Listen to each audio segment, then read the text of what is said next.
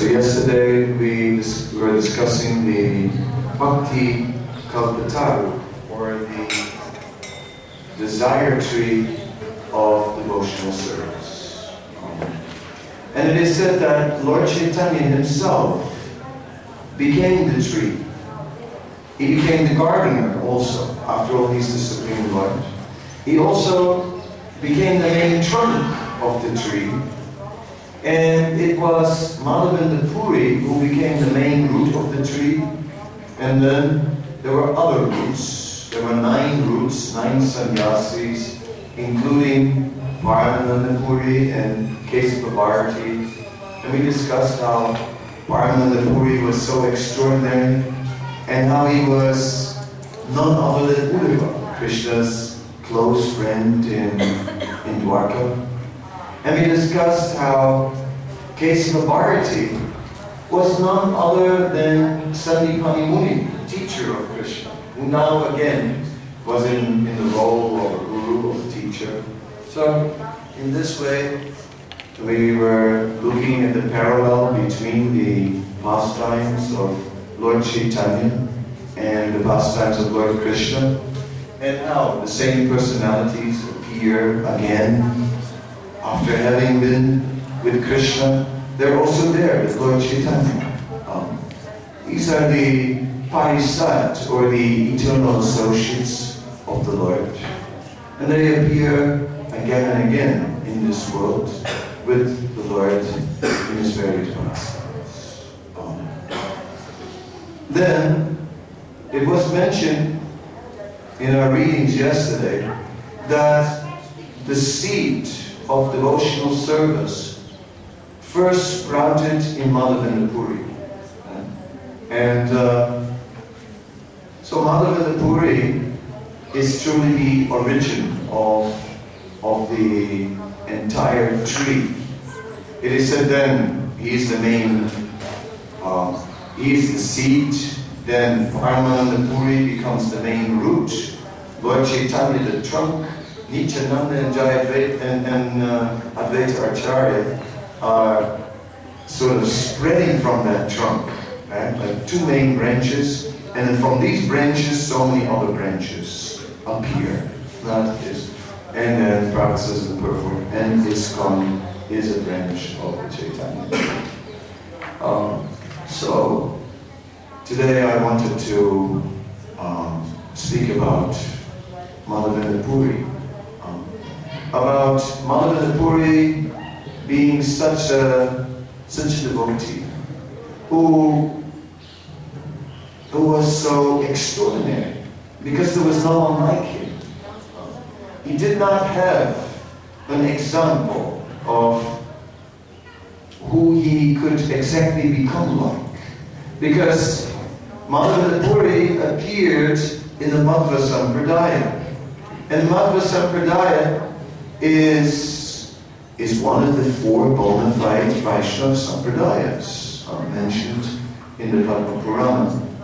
And it is stated that the Madhva Sampradaya is accepting Vishnu, Lord Vishnu as the Supreme. And they accept Krishna, but they see Krishna as the incarnation of Vishnu. So there's a little difference there. And there are other differences. So therefore, we see that in Udupi, the headquarters of Madhvacharya, it is said the deity that was personally installed by Madhvacharya was the deity of Krishna.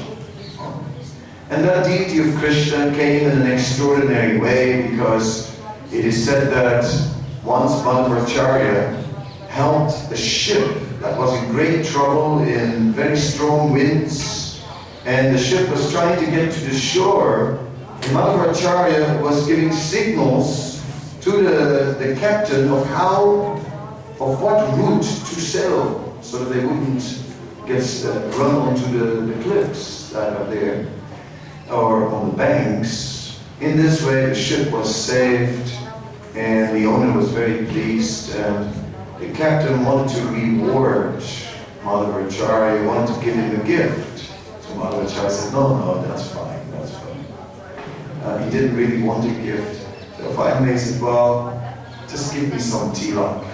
Right? So the ship came from Dwarka and was having a huge block of tilak on board. So they gave him this enormous block of tilak. But then in the block of tilak there was this deity of Krishna. So in this way Krishna came. And Krishna was worshipped, and Krishna then was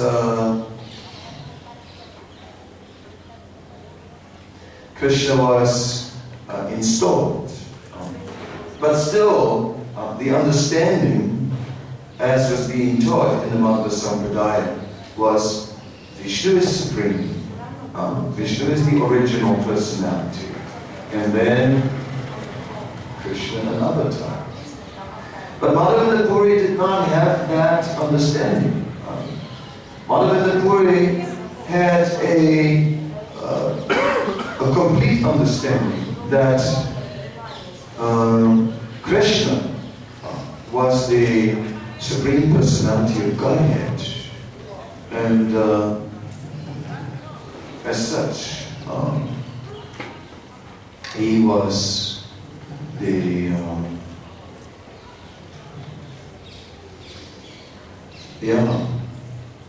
it was different. So in a way, Madhavendra Puri is a mysterious person.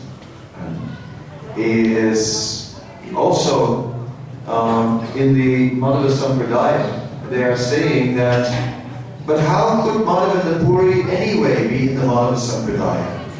After all, he is a Puri, and we don't have Puris. We have only Tirthas in our Sampradaya. We don't have Puris. So how could he be in the Madhva Sampradaya? Some have argued. Of course, we can say that one could argue that, well, maybe he took initiation from Madhvaracharya and sannyas from someone else. And in this way, took sannyas from a sannyasi who had the title Puri, like that. That would explain. So, whatever may be, we accept, of course, that he is the disciple of Lakshmipati Tirtha. Lakshmipati Tirtha as a Puri disciple. Yes, why not? And that Madhavendra Puri was such an extraordinary devotee. In the Madhava Mat in Udupi, records are being kept of the Sampradaya coming down from Madhvaracharya.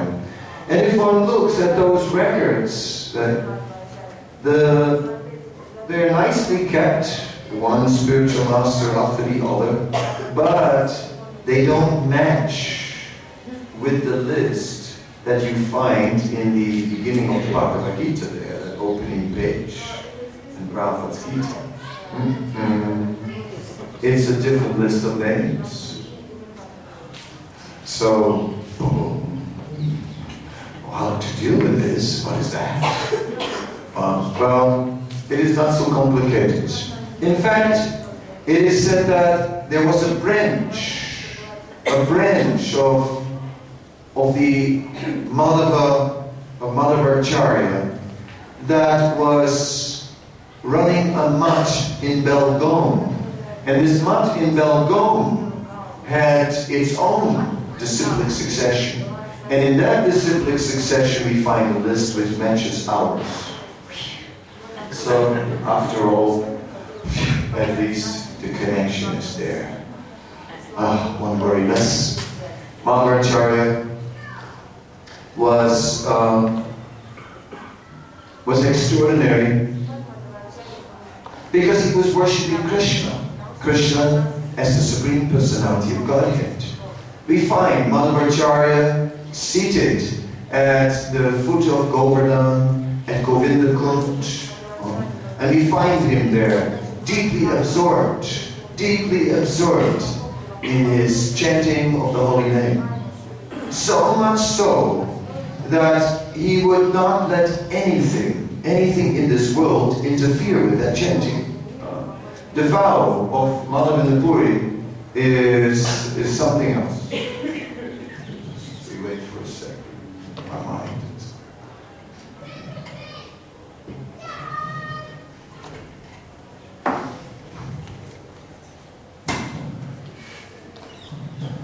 It's not champagne.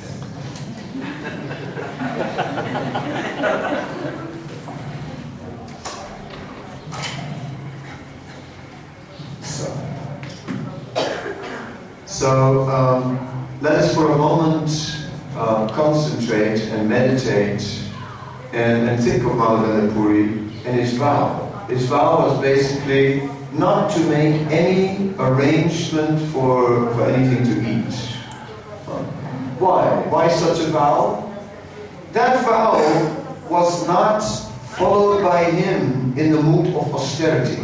It was not being formed from, let me do some extraordinary austerity. I will not make any arrangements for anything to eat. No, that was not it. That was not it. You know, if you think of it, all problems start with eating. Yeah? It's because we have to eat that we have to work. Yeah? And then you need a cook. Yeah? And then, you know, and so on and so on. And before you know it, there's a huge entanglement. And it takes away time from the essential activity. And that was the mood of Madhavendra Puri, who did not want to take away any time from glorifying Krishna. He did not want to, for one moment, just stop his chanting. So therefore, he wasn't going to bother with anything else. He just let it go. He renounced it. He said, I leave it up to Krishna, these things. I will only chant. So therefore, if we think about that for a moment, we can realize how deep his level of Krishna consciousness was. his chanting was not the chanting of a sadhaka. His chanting was not the chanting of a devotee in practice, who was trying to get purified and practiced his chanting day by day, trying to become more fixed up, like most of us. His chanting was the chanting of one who was relishing the glorification of Krishna, who was hopelessly attached to glorifying Krishna, and could simply not stop for a moment in that activity. So then that kind of consciousness, that kind of consciousness is the kind of consciousness that attracts Krishna. When you are looking at the Bhakti Ratnakar, it's an interesting book. It's a book about the history of our acharyas and of what happened kind of immediately after Caitanya Mahaprabhu's pastimes on this planet. And it describes the 6 Goswamis, and you will see descriptions of how they were attracting Krishna with their devotional service, and that Krishna was personally coming to them, that Krishna was appearing from time to time before them and dealing with them. So we find the very same description about Madhavendra Puri. We see that Krishna came with that pot of milk. Oh, who are you? Oh, I am from the village here, and the lady sent me over to bring some milk. They saw that you were fasting, and they sent me here with some milk for you. Said, oh, that is very nice. He said, yes, please take it, because in our village no one fasts. In the spiritual world, who fasts? In our village, no one fasts. And then Madhavendra Puri was asked to return that pot of milk. He should keep the pot, and the boy said that later he would come to collect it. But he never came. Then later Madhavendra Puri had a dream, and in that dream, the same boy appeared. And he said that for so long I've been lying here in the bushes, buried in the hot sand, and you please come and save me from this situation. And in this way, Madhavendra Puri, when he woke up, he realized, first of all, that he had seen Krishna, who brought him a pot of milk. Krishna had personally come. And the second thing was, he realized that Krishna had given him an assignment and wanted him to go and save that deity form, which he did. He went with the villagers and they dug out the deity, and then he installed the deity on Govardhan Hill, and he worshipped the deity there very nicely. Well, there are some more stories. The deity was still feeling very hot. The deity came again in a dream, and then wanted sandalwood to cool down its body, and Madhavendra Puri was going to Jagannath Puri to collect sandalwood. There usually they kept a large stock of sandalwood, and Madhavendra Puri went on the entire journey from Vrindavan to bring that sandalwood. So on the way he passed through Rangoon, and that's where I'll start reading.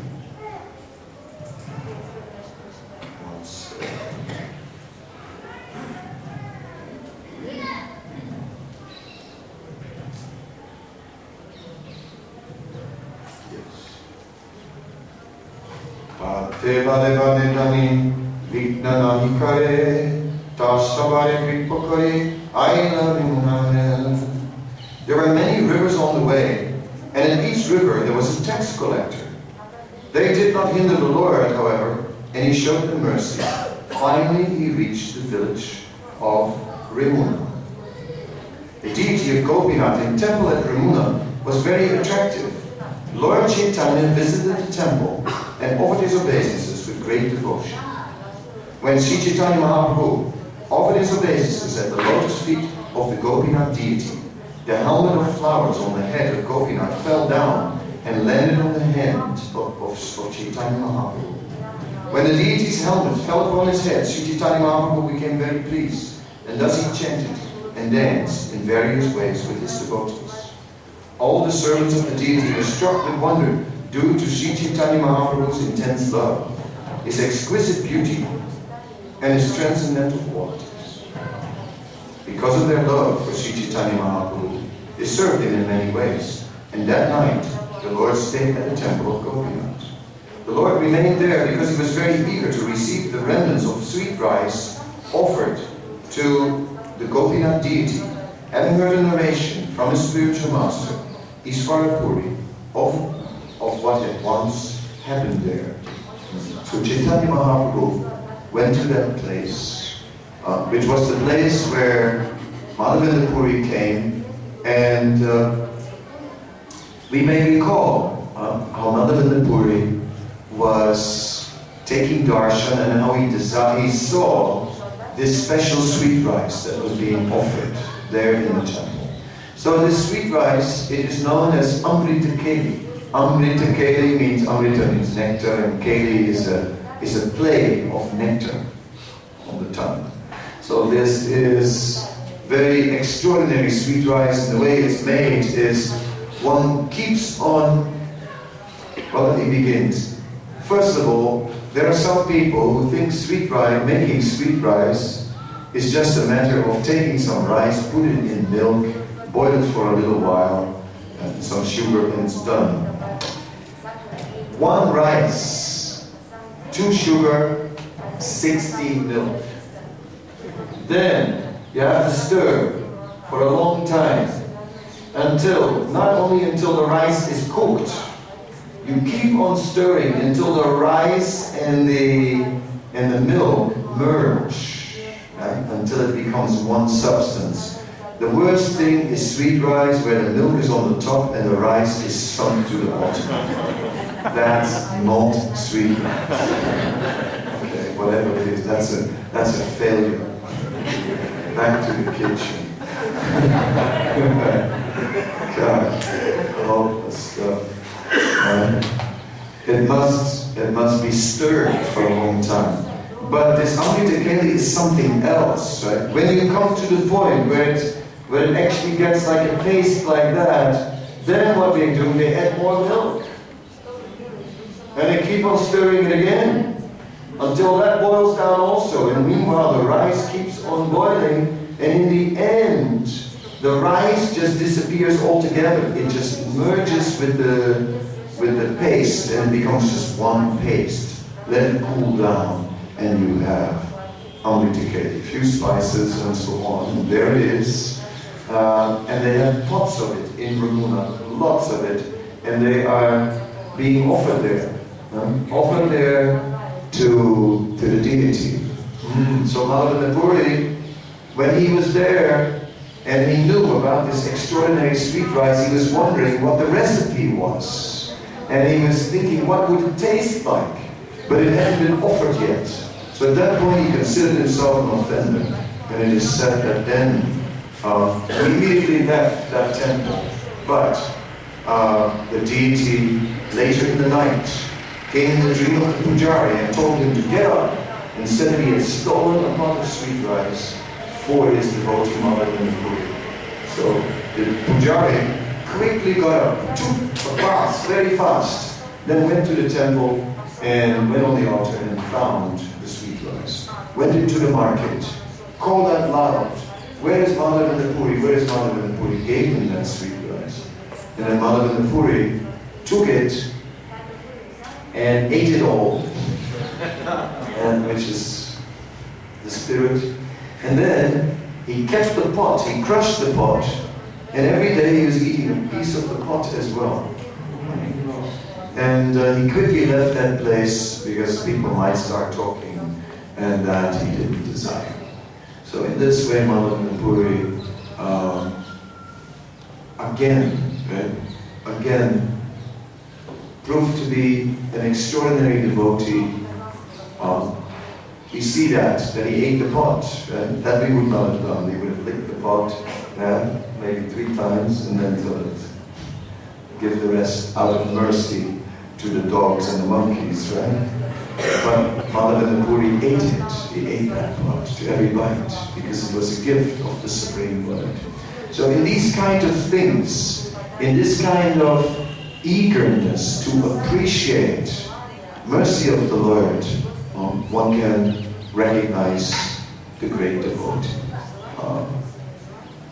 When Lord Caitanya came to that place and personally remembered these pastimes, Lord Caitanya became extremely ecstatic, and all the devotees were overwhelmed with ecstasy.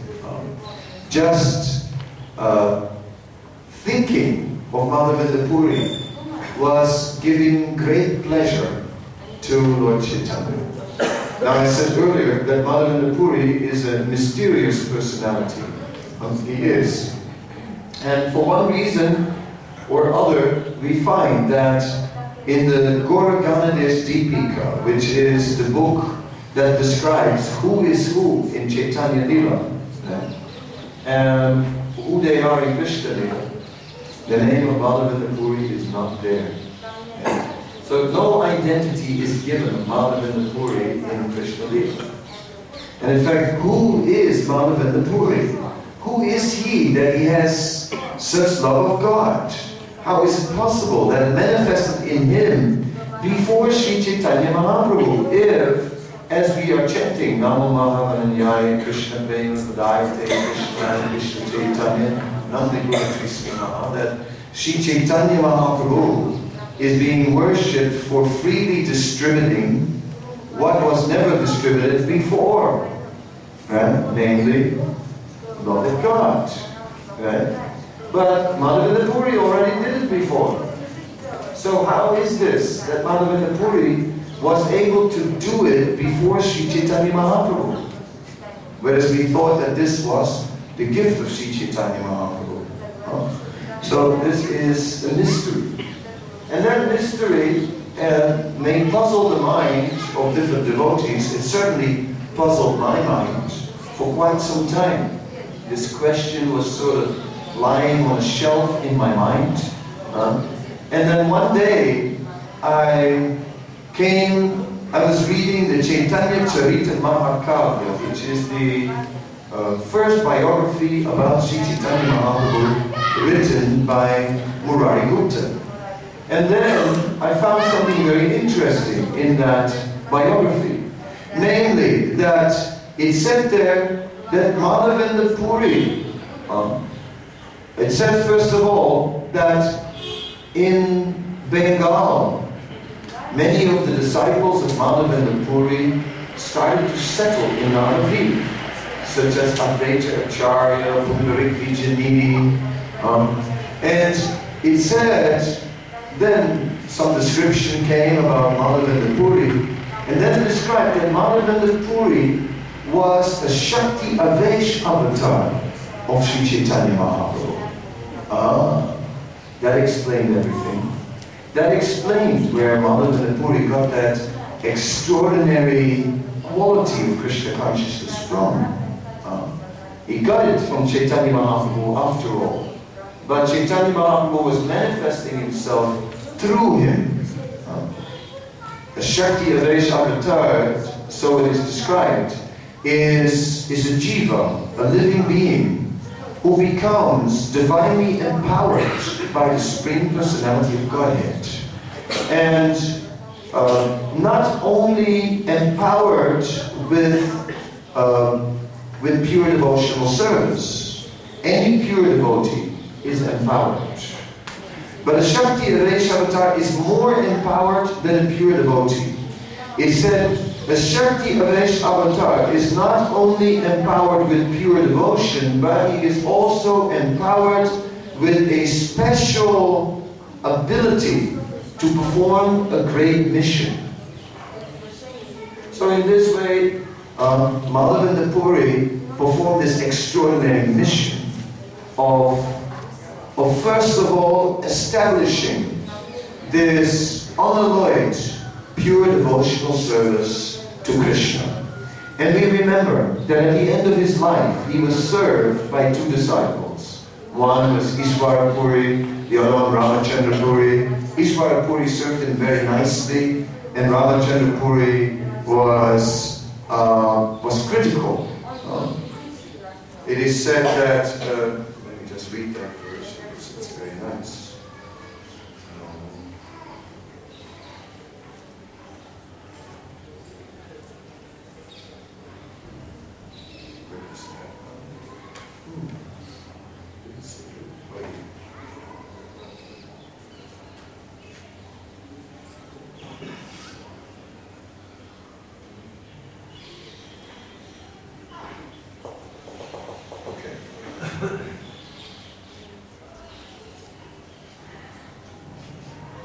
Sorry, I got still haven't got the right quote. Excuse me for that. It must be this one. Yes. Ai dina dhardanata he matu yanata kalavaloka kyase hridayam vadaloka kataram daita brahmati kim karumyam. Oh my Lord, oh my merciful Master, oh Master of Mathura, when shall I see you again? Because of my not seeing you, my agitated heart has become unsteady. Oh, most beloved one, what shall I do now? What shall I do now? So it is said this was the mood of Madhavendra Puri at the end of his life. The mood of separation of Krishna. When he says Master of Mathura, okay, we're thinking of Mathura Mandal. Mathura Mandal means Vrindavan, the whole area of Vrindavan. And he shows that mood of separation. And of course Ramachandra Puri criticized him at that time and said, why are you lamenting? Why are you lamenting? You should be transcendental. You should just be unaffected. You should just be absorbed in Brahman. Then Madhavendra Puri got really frightened. He said, like, get out of here, And he sent him away and said, like, on my deathbed, I have to go through this. Someone telling me to focus on Brahman. So, his mood was the mood of separation. And when Sri Caitanya Mahaprabhu was in Ramuna, and remembering the whole story of Madhavendra Puri and how Madhavendra Puri got that sweet prize and everything, and Sri Caitanya Mahaprabhu was dancing in ecstasy, then he just at one point began to recite that verse, Ai Dina, Ai Dina. He couldn't get any further than that. He just called out, Ai Dina, Ai Dina, Ai Dina, and then he cried tears of ecstasy. So much Sri Caitanya Mahaprabhu could identify with Madhavendra Puri. So Ishvara Puri was the humble servant. Although Madhavendra Puri was such an extraordinary devotee, in his final days he was not spared from hardship. It wasn't that Krishna was just making it all easy for his pure devotee. It is said that in the end of his life, he became practically paralyzed. And therefore, stool and so on was coming out of his body, and he needed to be cleansed of that. And Ishvara Puri was just cleansing his body, and in this way serving his spiritual master with great dedication. And then Ishvara Puri became the spiritual master of Caitanya Mahaprabhu. So that's interesting because Sri Caitanya Mahaprabhu unlike us, is not limited in his choice of spiritual master. Right? He can choose anyone he wants for his spiritual master. Many of us present here,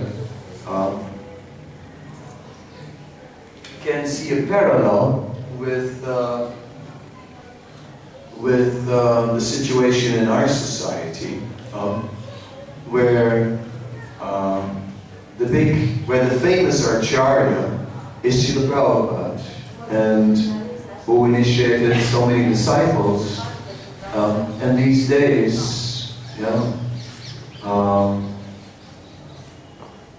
it becomes more and more rare for Prabhupada disciples to be present. And then there are so many devotees who are disciples of the next generation. So it's interesting how Sri Caitanya Mahaprabhu missed the famous Acharya, the famous Madhavendra Puri, the great Acharya who was like the recognized great Acharya of his time. It is said that in Chaitanya Bhagavat it is described how Madhavendra Puri was roaming around the planet in ecstatic love of God, and he did not ever meet anyone who had the same love of God he had. He was just alone in his relationship with Krishna, until the day he met Lord Nityananda. The day he met Lord Nityananda, Madhavendra Puri saw Nityananda, and he saw the ecstasy in Nityananda, and Nityananda saw Madhavendra Puri, and he saw the ecstasy in Madhavendra Puri, and somehow or other, they embraced, and in that embrace, they fell on the ground, rolled on the ground, kicked, and just went beyond themselves, because for the first time now, they met someone who was as filled with love of God as they were themselves. Such a person was Madhavendra Puri. And that Madhavendra Puri, who had such extraordinary love of God,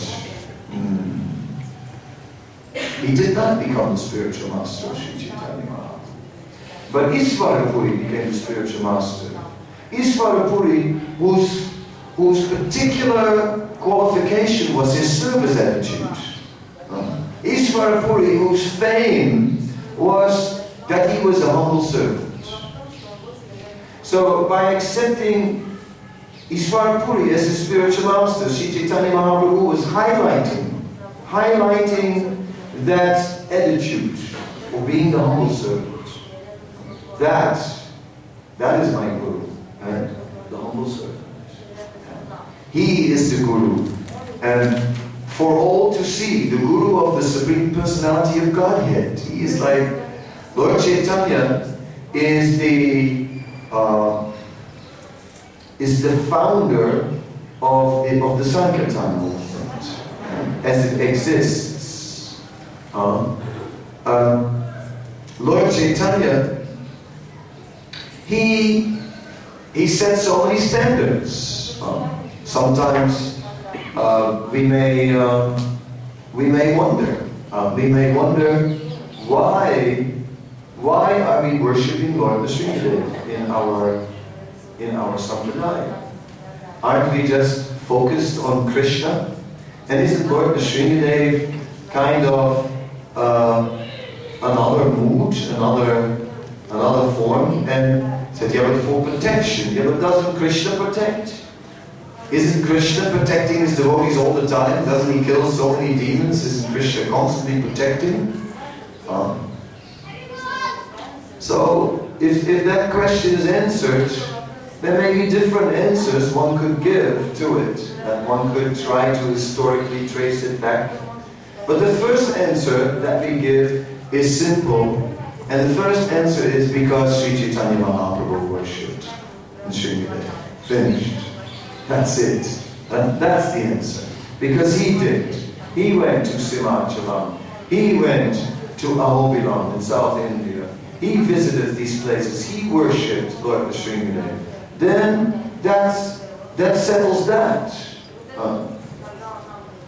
Every day when we are offering Bhoga, we are chanting certain mantras, and we chant mantra, glorifying Lord Chaitanya who distributed Krishna Prem, and then we are chanting the mantra, Namo Brahmanya Devaya Go Brahmani Hitaya Cha Jagatitaya Krishnaya Govindaya Namo Namaha. And why that mantra?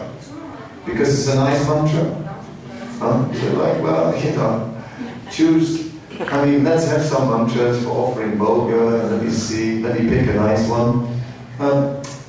I know Namo Brahmanya Devaya. No, it is, that mantra is central in the pastimes of Lord Chaitanya. When Advaita Acharya, he was the first one to recognize Nimai Pandit as the Supreme Lord. Nimai came to his house, and suddenly Advaita Acharya understood it. And he said, now I know who you are. Now you will not escape me any longer. And he set Nimai down, and he began to offer an arati. And as he offered the arati, he continuously just chanted, Namo Brahmanya Devaya Go Brahmanya Jagatitaya Krishnaya Govindaya Namo Namaha. He kept on repeating it and hundreds of times. Right? That mantra established Chaitanya Mahaprabhu is the Supreme Lord. That mantra is the mantra that must be chanted. So we see that everything is so full of significance. Everything is so related to Lord Chaitanya. That's where the roots are of our Sankirtan movement. And then, of course, we have further roots in the Bhagavatam, and roots with Lord Brahma. But the Sankirtan mission in this form, when the chanting of the holy name becomes predominant, begins with Sri Chaitanya Mahaprabhu. So we see that by the arrangement of Sri Chaitanya Mahaprabhu to highlight, to accept initiation from Iswarapuri, he himself had to empower the previous generations so that they would be qualified to present that same Siddhanta. And Madhavendra Puri displayed those symptoms of love of God. And then Iswarapuri, who became the servant, also displayed symptoms of love of God. And then Chaitanya Mahaprabhu, he became the disciple of Iswarapuri, and he took to the chanting of the holy name. And we may recall that verse where Chaitanya Mahaprabhu comes before his spiritual master and says that, what kind of mantra have you given me? What kind of mantra have you given me? This Hare Krishna mantra, this mantra, by chanting it, I've become mad. Oh, his spiritual master said, oh, this is very nice. I'm presenting a problem before my spiritual master. And he says, this is very nice. I've gone mad. Yeah. Oh, you are very fortunate. Yes. So, like this, we're seeing how the disciplic succession became particularly invested with the power of Sri Chaitanya Mahaprabhu and became ready to give birth to his movement. And where Sri Chaitanya Mahaprabhu, of course, being the Supreme Personality of Godhead, he is the spiritual master of the three worlds. Once Advaita Acharya was speaking, and at that time his son Achyutananda was a very young boy, 5 years old. And Advaita Acharya started to speak about the sannyas guru, Chaitanya Mahaprabhu, Kesava Bharati. And he pointed out that he was the guru, the sannyas guru. And immediately Achyutananda, being 5 years old, became extremely upset and said, "What? What are you saying? What are you saying? Are you saying that the Supreme Personality of Godhead has a guru? He is the guru of the three worlds. How can you say such a thing, that he has a guru?" Right? He who is the guru of all, and that is true. Dhammam tu saksa bhagavat pranitam.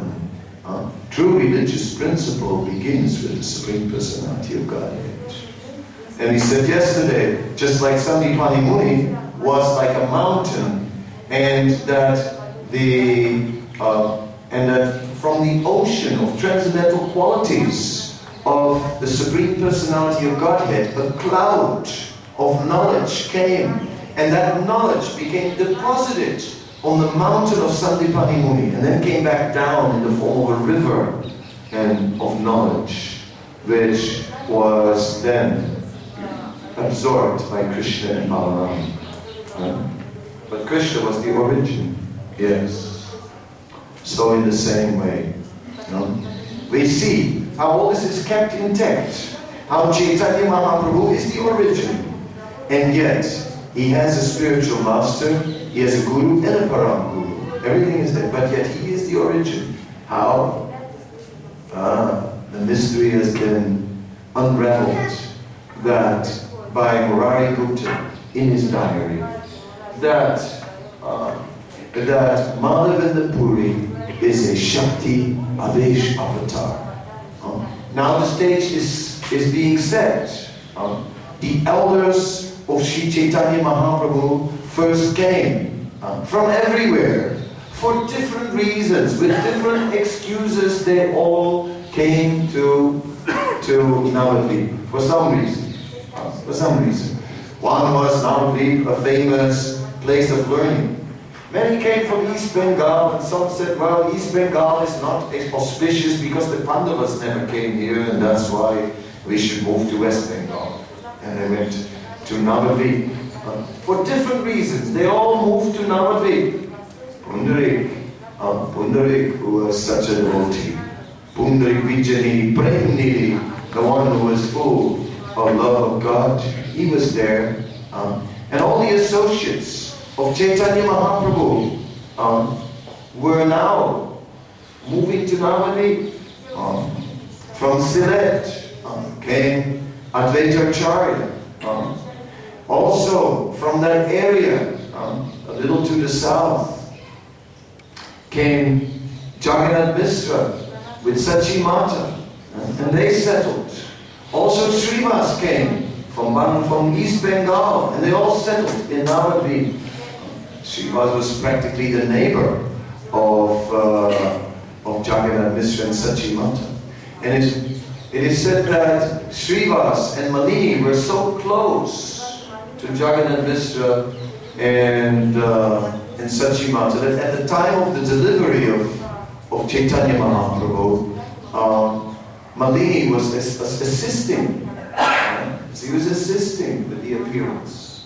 And so Srivas was practically there from the beginning, like so close to the family. So all these relationships were there. All these personalities were there now in Navadvip before Mahaprabhu appeared. And they all forgot their eternal identities, Murari Gupta describes. They all forgot their eternal identities, but somehow or other, they felt naturally drawn to each other. Because all of them had deep devotion and deep anticipation in their heart. And gradually, the stage was being set for the appearance of the Lord. And that, of course, remains the theme of our 3-day discussion on on the Caitanya Caritamrta the appearance of Sri Chaitanya Mahaprabhu.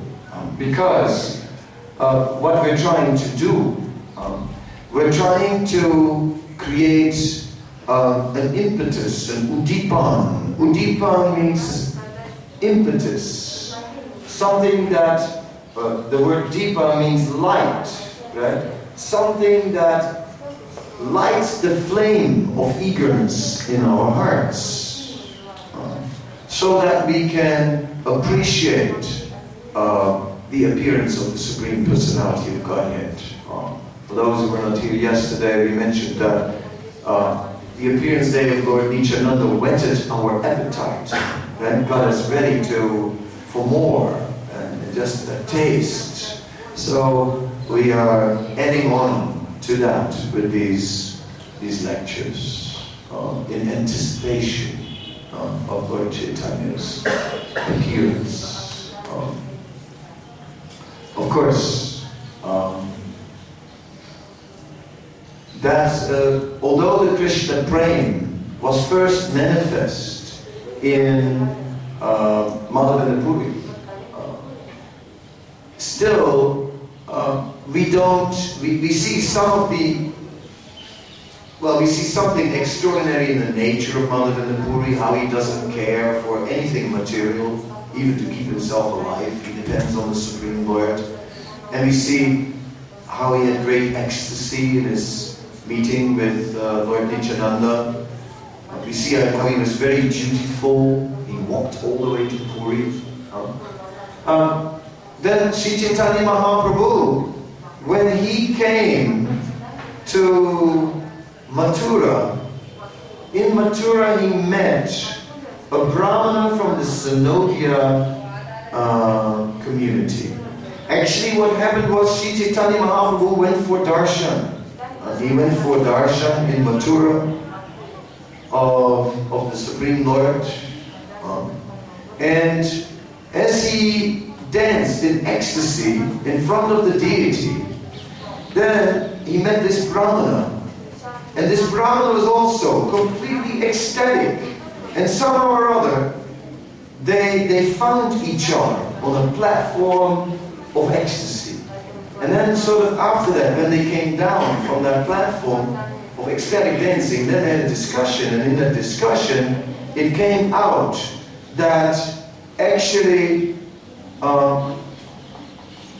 Sri Chaitanya Mahaprabhu had a connection with Madhavendra Puri. And that this Brahmana was a disciple of Madhavendra Puri. And it had to be like that. Chaitanya Mahaprabhu said, yes, I could understand there had to be a connection with Madhavendra Puri. When I saw such ecstasy, I could understand there had to be a connection with Madhavendra Puri. So in this way, in our description, we see some of the symptoms of love of God manifesting in Madhavendra Puri. Undoubtedly it fructified. But still, it remained covered.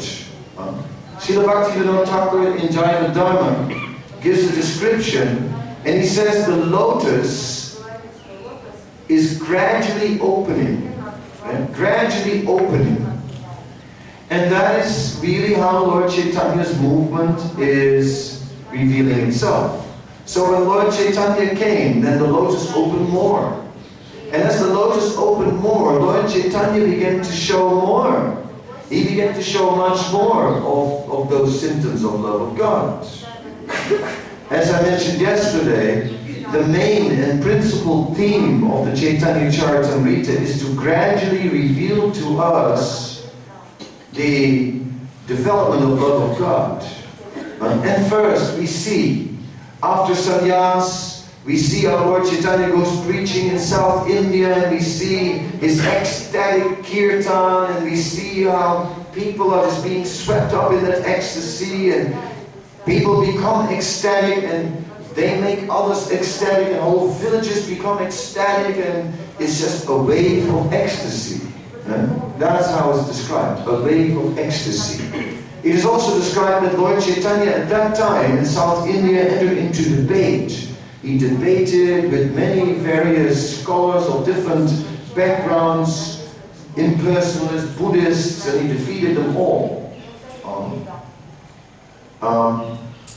In this way, Lord Caitanya went across South India. Then when he came, then the rainy season started, and he came to Sri Lanka.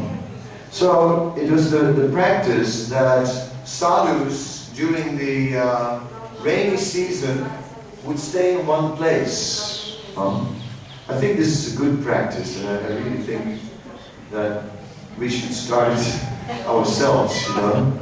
For 4 months, they would just stay in one place.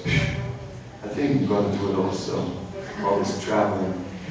Anyway, so for 4 months, Sri Caitanya Mahaprabhu stayed in Sri Lanka.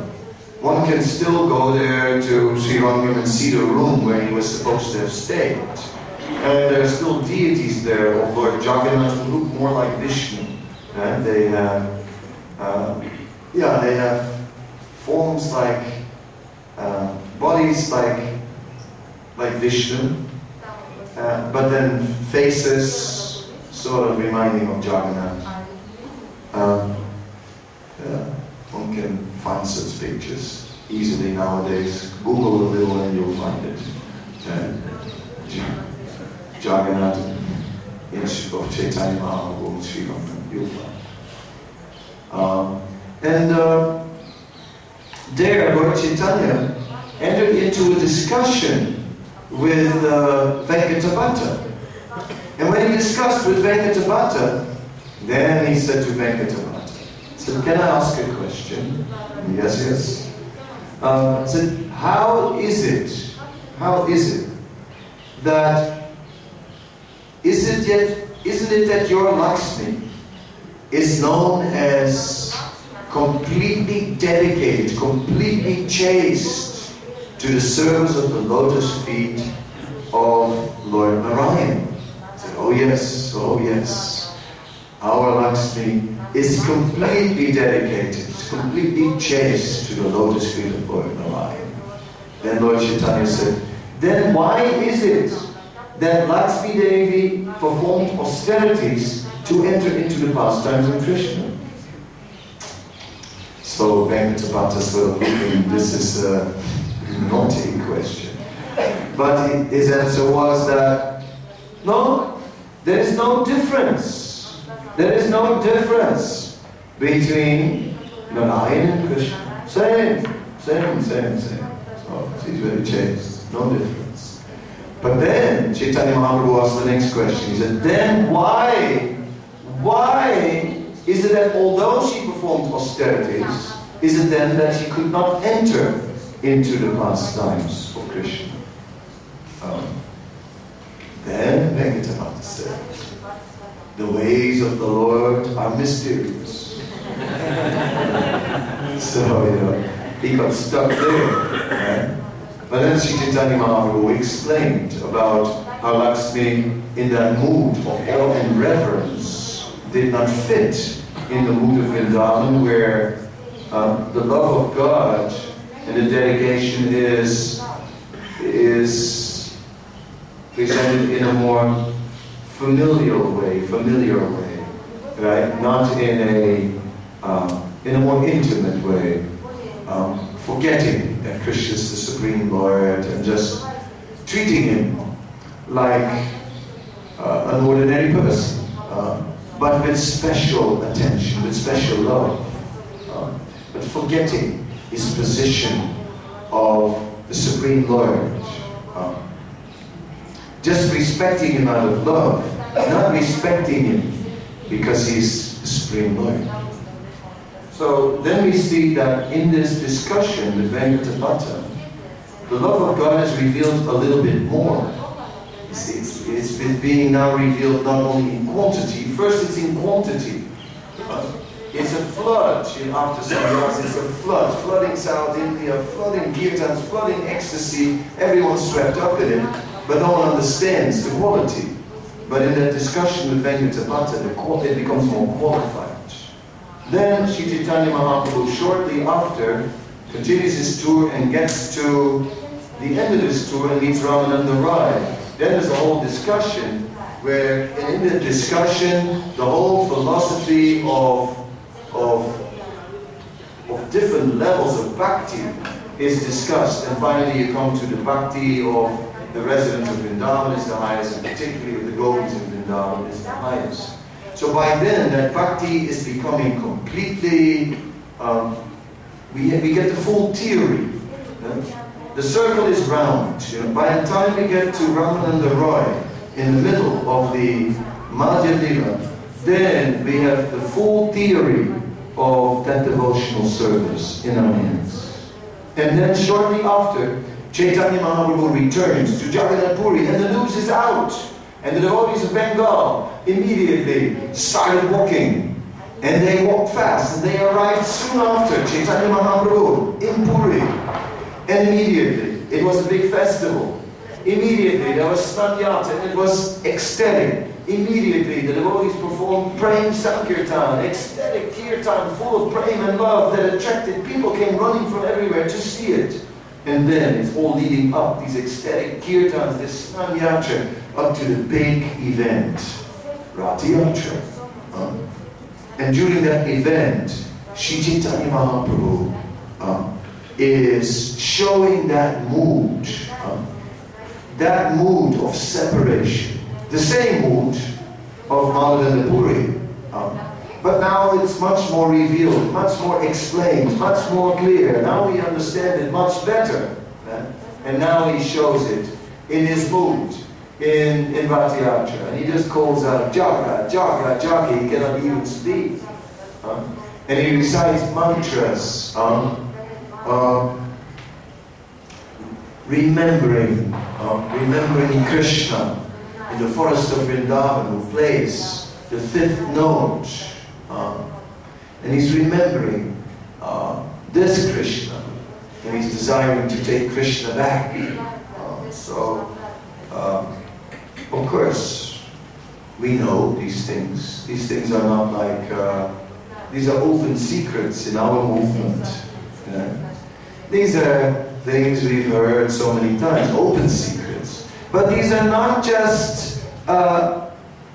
just common stories, oh yeah, the Ratiyatra story. Yeah, I know the Ratiyatra story, you know what I mean? The gopis took the reins of the chariot, tried to pull Krishna back. Yes, to Vrindavan. Yeah, we know that early on this time. Some Swamis do it really well, full color, and lots of drama, and really, I like Radha Maharaj's version because it's very dramatic, or Bhakti Chaitanya Maharaj does this one also very nice with his British accent.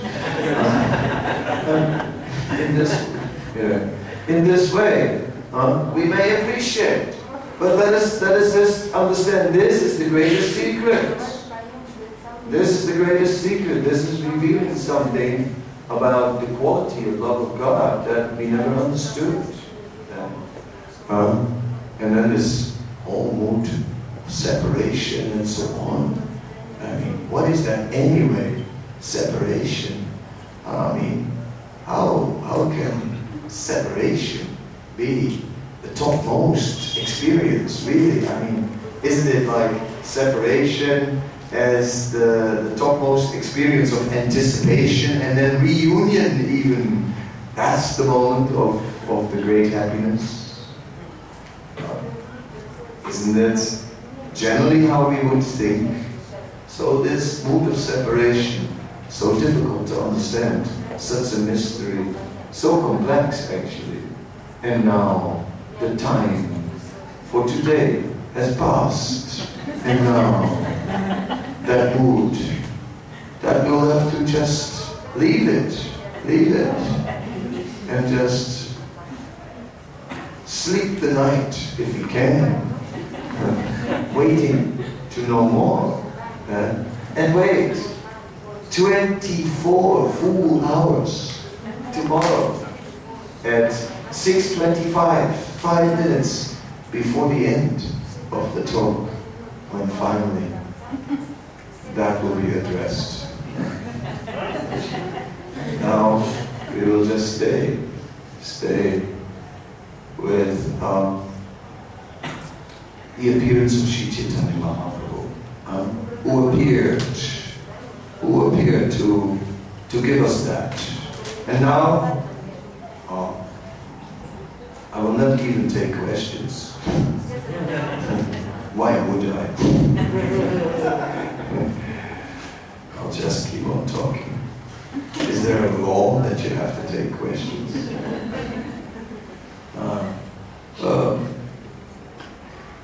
No, we just now look at ourselves, at our own miserable, miserly condition.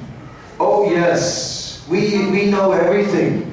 That which was unknown before, we know it. We know so much about it. But yes, Krishna Prem, sure, we can explain it to you. But and we want it. Oh yes, yes, yes. Want some Krishna Prem? Yes, yes, I want it. All right, chant Hare Krishna. Oh, do I have to? Really?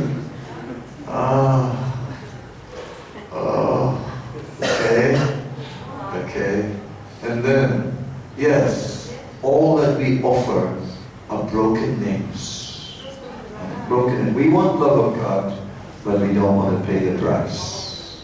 We want it for free. Can I get it for free? Do I have to pay?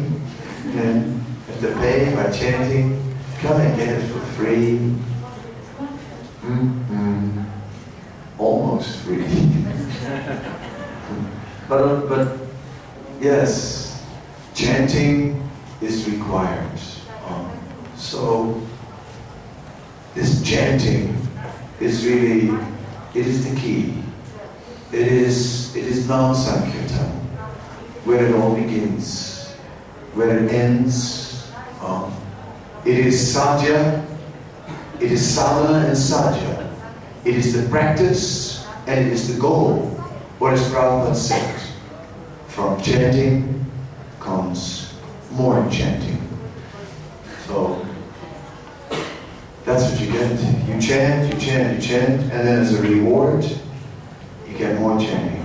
And then you chant more, and then, you thought you might be finished at 16 rounds. I've got news for you. It goes on eternally. So with that, we will start tomorrow with Nam Sankirtan, our final day. And you are certainly invited to return if you wish and if you can. Thank you very much. Shri Panchatattva ki jai, Shri Caitanya Caritamrta ki jai. Kadamba, Kanana, Maharaj.